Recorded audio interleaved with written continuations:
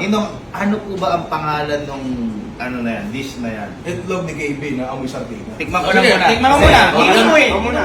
Tikman mo. Ganito ang gagawin mo dyan.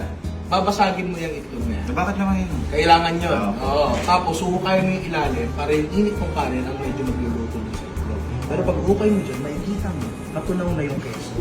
Uy! Di ako na kayo, ang daming kailangan ko. Basagin, Oh, hukayin, yan. tapos ninong, Pwede ka na sumandok, pwede ka na kumain. tapos ninong haluin ng konti. Konti lang, konti lang. Hop! Hop! Okay na, okay na. Tinamaan mo ba yung keso? Uy, Okay, alam tumakas mo. sa akin. Ayan, tinamaan.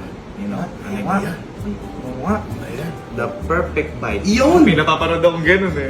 Sino si Erwan? Sabi,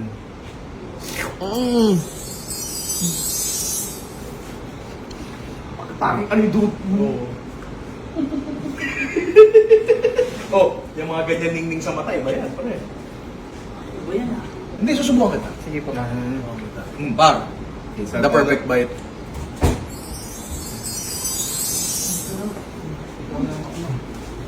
Kaya ako nagluto kanina.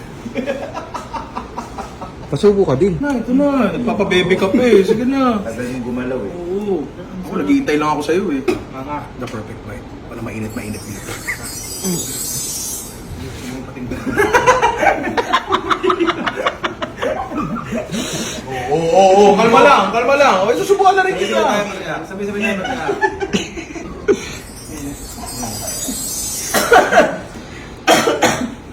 Bar.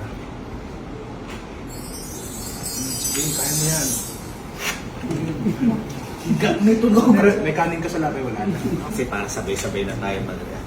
Kapag hindi masarap, huwag kayo tumigil kay Yellow Rice. Pero kung masarap, magpalakpakan tayo. Kasi baka mamaya, sabay-sabay tayo. Para lang tayo. 1, 2, 3. Ang sabi sa inyo! Ang sabi sa inyo! Ilang star yan sa inyo? Ilang star? 10 star yan, par! Salamat. Salamat na daw kayo. Actually, malapit ang bahay niyo dito, di ba?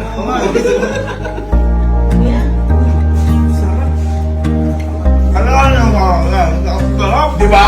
Di ba?